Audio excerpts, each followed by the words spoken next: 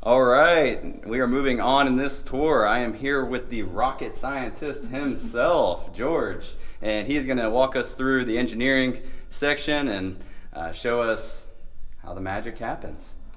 Yeah, welcome. So this is R&D. This is where we develop all of our loudspeakers, at least the acoustic part, and the parts that affect the way the products will sound.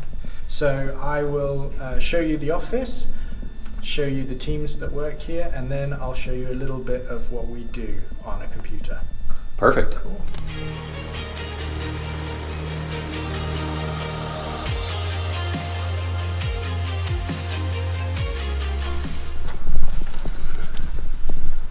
Okay, so this is the UK R&D Center, and what we're responsible here for is basically everything to do with the way our products sound.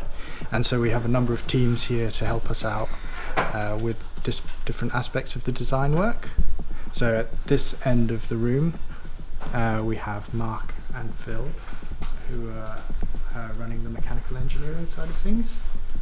So they will help detail up designs that we've put together based on acoustic simulations and help turn them into real products. So increasingly when we're developing loudspeakers, we're relying on simulation work to help us out. It reduces the number of iterations of prototypes we have to do and allows us to look at things in much more detail than we would be able to with real parts. Mm-hmm. It also means we can explore new ideas without worrying about cost of development and even feasibility of doing it initially. So we can be a bit more open-minded in our approach. Sometimes that leads to interesting findings. So one of the types of simulation we do most often these days is called finite element analysis. And I'll show you a result. What we do here is we take the structure that we want to simulate and to understand. In this case, I'm showing you the model of a tweeter. Mm-hmm. This is a tweeter from one of our Uni-Qs. Okay. And what we do is you take the structure that you're interested in looking at, and you basically split it up into little blocks that make up the model here. You can see them on my screen. And basically, provided that you've got the geometry right, and you've got enough blocks, and you've got a good model of the materials, then the behavior of the simulated part is very similar to what you'll get in reality. So what you have here is a section of a tweeter, and you can think of it like a kind of pizza slice of the tweeter. So you can see on the screen here we've got a slice of the dome, the surround, which you can't actually see behind this real part because it's covered by the waveguide. And then inside these very small components, which are the voice coil here, and the voice coil former, and the dome. Now, the structure we use here is a two-part structure. So we've got a stiffening component underneath the dome, which helps to improve the rigidity of the tweeter.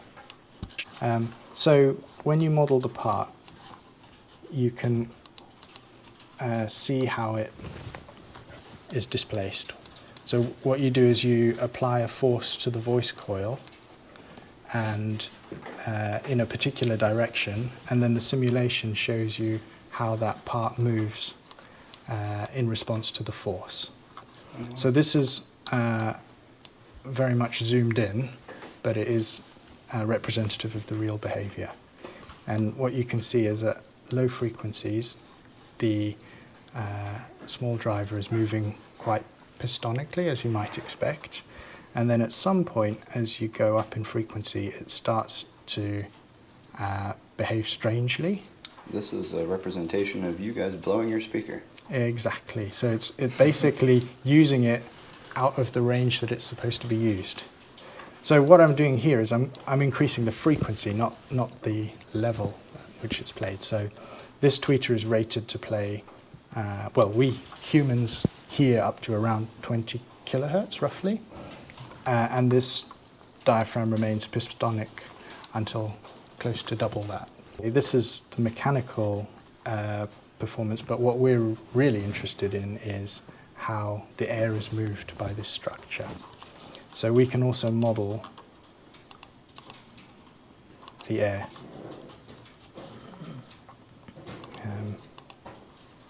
And indeed, we're interested in how it moves the air in front of the speaker, which is what the listener hears, but we're also interested in the sound that's radiated off the back of the driver. And that's important because all of that sound, which basically goes into the tube of the tweeter, if not well treated, can be reflected and re-radiated out through the dome. It's a kind of secondary radiation that's not desirable. In this case, we've designed an absorber that gradually reduces the strength of the signal coming off the back of the dome, so it's well controlled. As for the sound coming off the front, you can see the shape of the waveguide has been optimized so that we have a very smooth progression of the waveform from the tweeter. And that happens at all frequencies. So from very low to very high, you can see it's very smooth and well controlled. But at the end of the day, we also have to put this hopefully optimized driver into a real product. And we've developed some software tools that help us to do this. So we were looking at the tweeter being driven by a simple force that was applied to the voice coil. But what we can do to improve the match, or the prediction of what we'll get in a real product, is we can drop this simulation into a circuit. So let's see.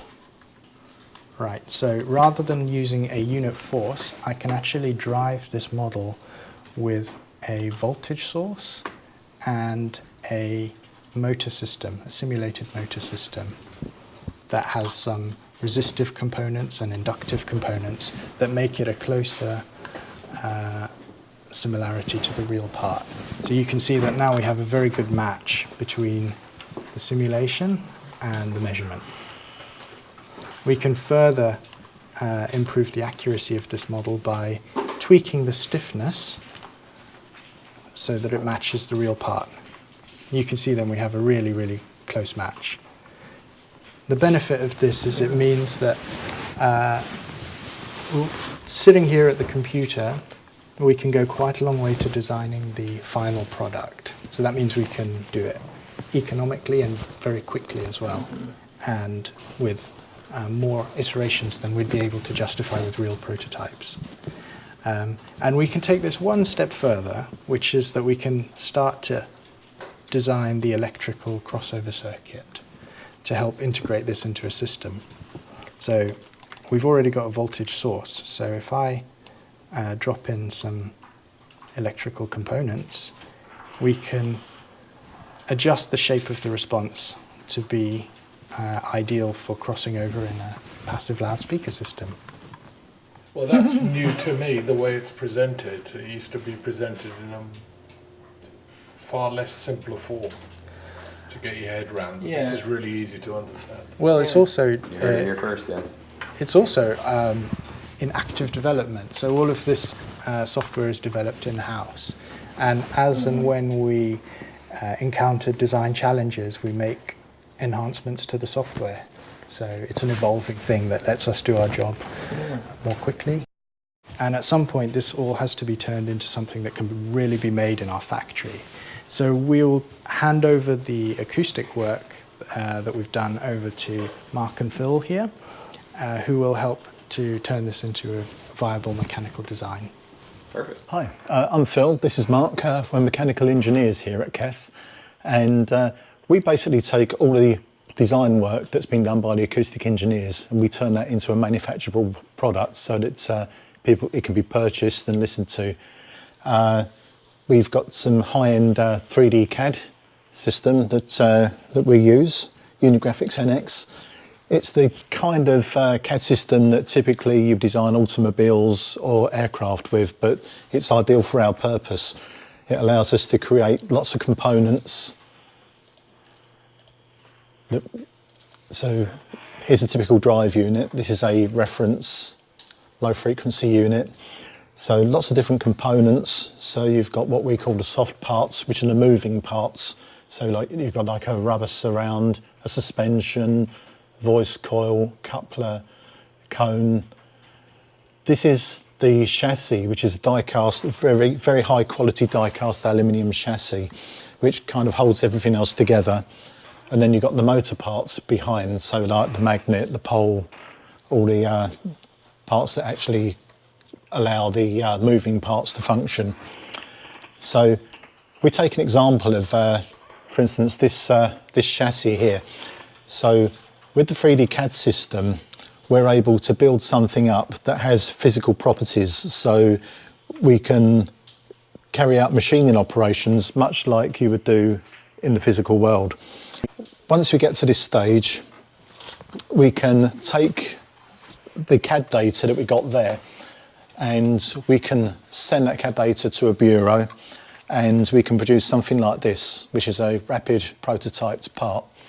It's something that we at Kef have been using for many years. It's very commonplace in the industry to use this kind of thing now. But we were very early adopters, like about 20 or so years ago.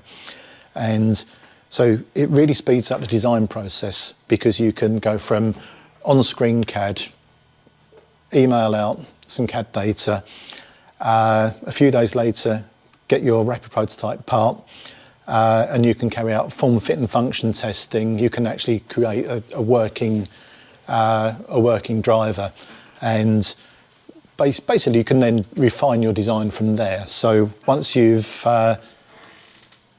because as much as we try to get things right first time, it's not always possible, and there's always room for improvement, and we like to improve our products as much as possible. From there, you go on to the tooling stage. So basically, large, expensive tools manufacture many of these. As I say, this is a die-cast aluminium chassis, which finally goes into our product.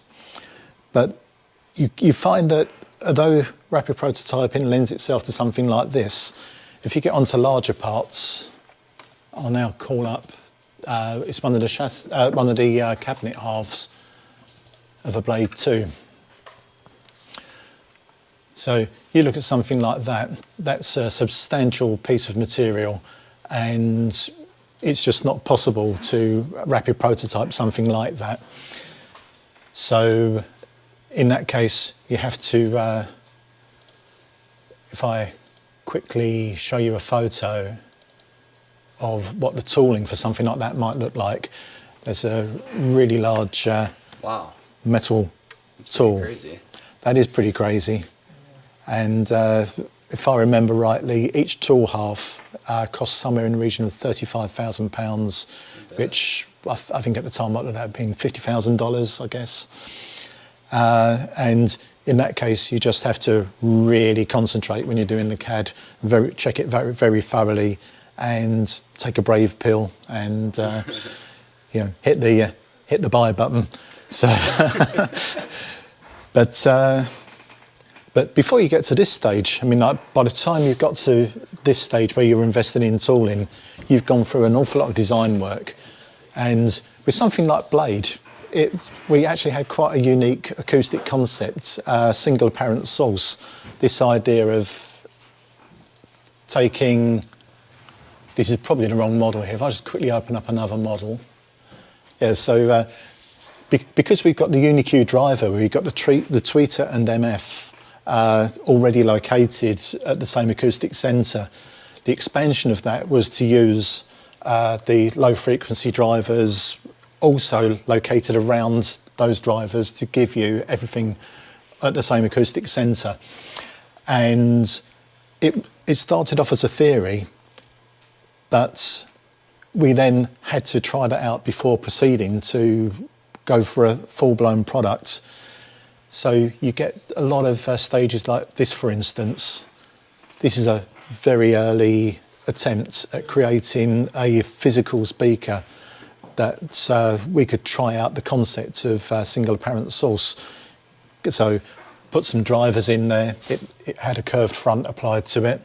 Put all the drivers in, connected up to an amplifier and a source, play music through it, and basically work out, does this do what we think it's going to do? And the answer was obviously yes, it did.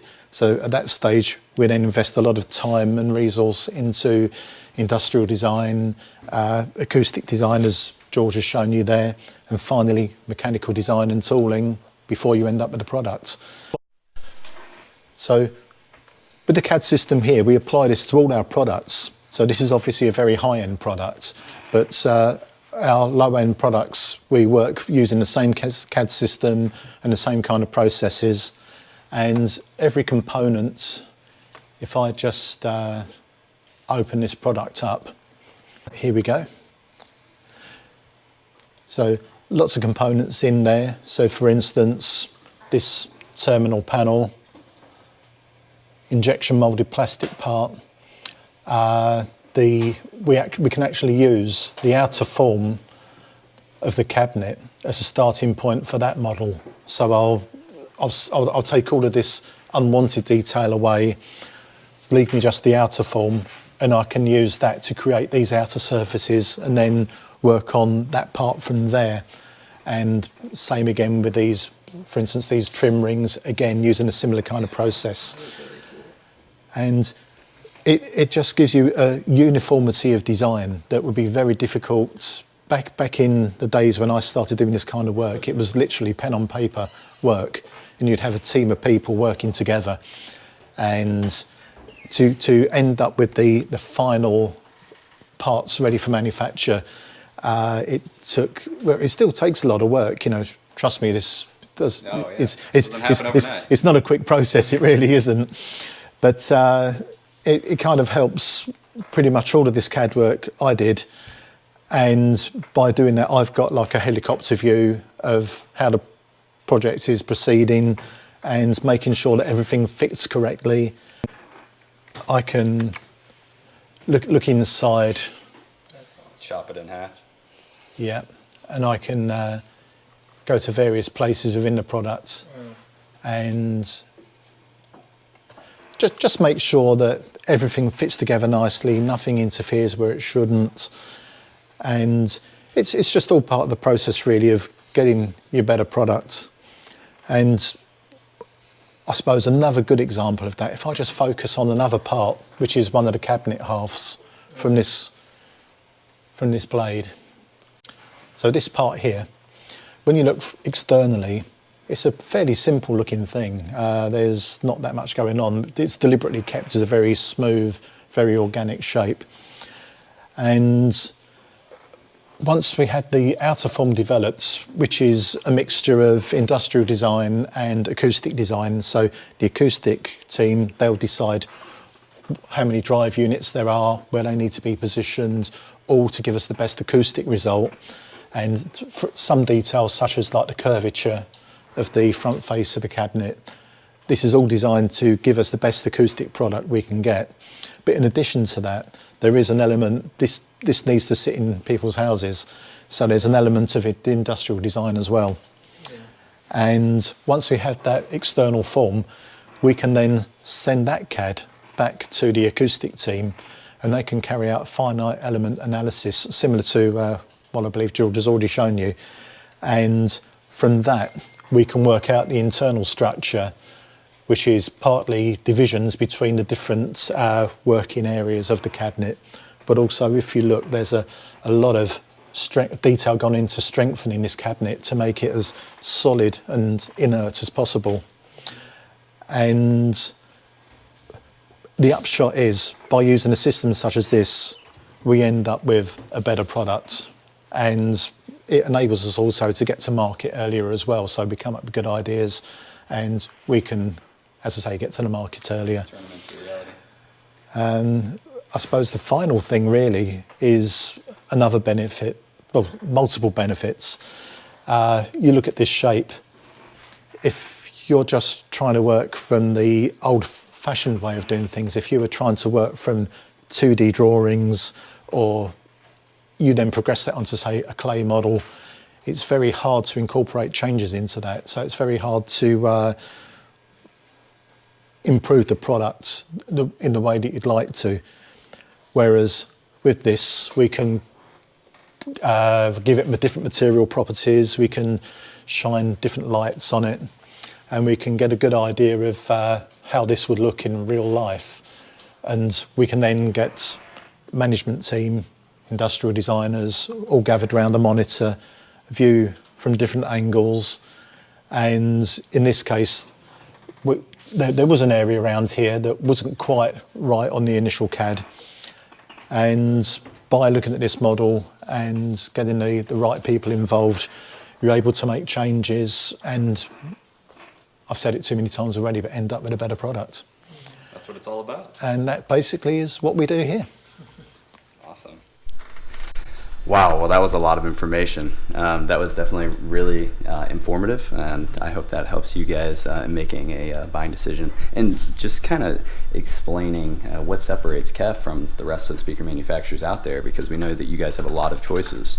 One thing to note is the fact that this engineering team here is the same engineering team that works on the full line of Kef products. Yep, I think that's really important to what we do. And yeah, these are real people doing a real job, creating all of these products. They don't just subcontract it out to different firms because it's a cheaper product. That's right. The same people in this room that work on the flagship Blade are working on the entry-level systems. $200 speaker or a $200,000 speaker. Exactly. Awesome. Well, that concludes this section of the tour, guys. We hope that you guys enjoyed this. If you liked it, give us a big thumbs up and make sure to smash that subscribe button down below. This is Zach with Dreamedia Home Theater. Thank you for watching.